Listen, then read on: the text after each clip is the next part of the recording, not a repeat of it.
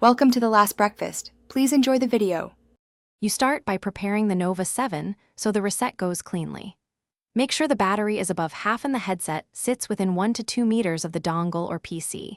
This prevents dropouts.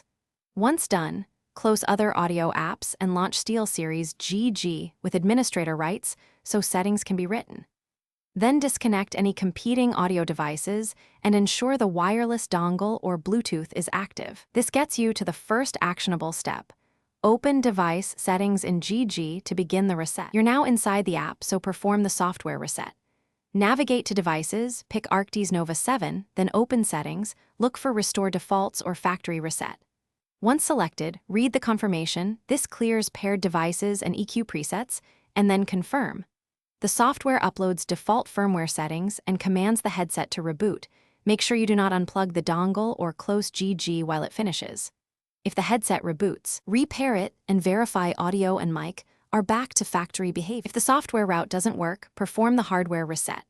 Power the headset off, then press and hold power together with the Bluetooth or mute button for about 12 to 15 seconds until the LED blinks rapidly. That clears pairing memory. Release power on, then repair with the dongle or Bluetooth and test audio and mic. If you still see problems, reinstall SteelSeries GG, try another USB port, and then reattempt. If nothing helps, contact SteelSeries support for hardware diagnostics.